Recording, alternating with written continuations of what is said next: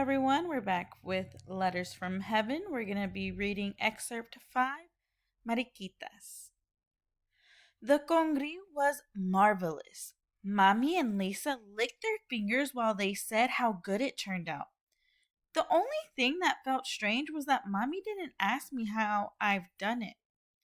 I think she suspects that it was Grandma's recipe because it tasted almost exactly like the congri she used to make. But Mommy didn't say a word.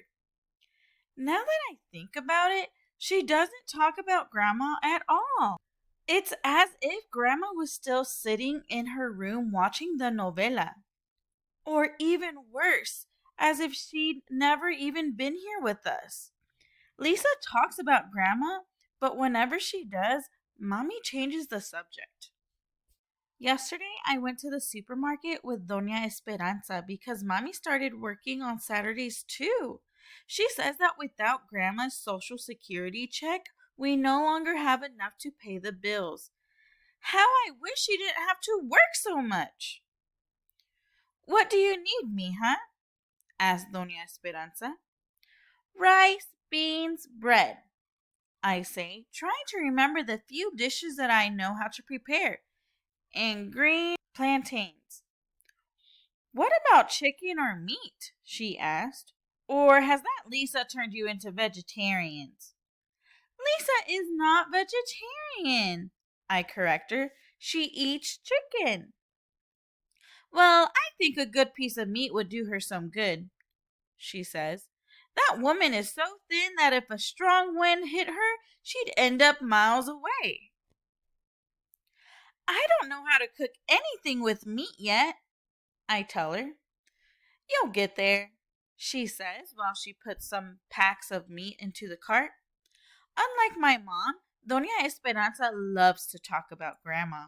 She told me that after Grandma moved here, she was the first person that my grandma met. Since Doña Esperanza is Puerto Rican, she felt the same sense of nostalgia for her island as Grandma did for hers. That's how they shaped their friendship, talking about the food and the people that they'd left behind. And since they were neighbors, they'd talk all the time. They'd sit down on the front stoop, talking about the neighborhood, the novela, the news, everything except sad topics. At least they never seemed sad to me. I'm learning to fix Grandma's recipes, I tell Doña Esperanza. Que bueno, she says.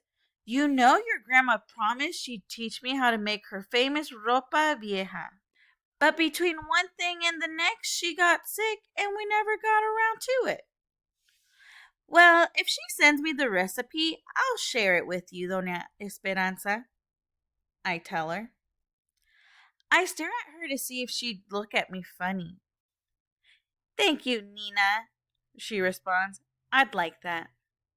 I couldn't understand why all the adults seemed to think it was perfectly normal that Grandma was sending me letters from the beyond. But my friends, who spent their days reading books about fairies and wizards, were convinced that I'd completely lost my mind. It didn't make any sense. When we got home, I asked Doña Esperanza to teach me how to make fried plantains, because on her island, this is also a popular dish. Amarillos, she says, of course. At home, we always had plantains, green, yellow, and black. One time, Karen and Sylvia were at the house and Grandma took out a ripe plantain. Karen thought that it was spoiled and if she ate it, she'd get sick. The dummy didn't say anything until Sylvia was about to eat one of the fried plantains on the table. Karen grabbed at her hand very hard so she couldn't eat it, but Sylvia had already taken a bite. She nearly choked when Karen told her that it was a black banana and it would make her sick. When I translated to Grandma what was going on, she laughed so hard she had to leave the kitchen to catch her breath. When she returned, she asked me to translate for her.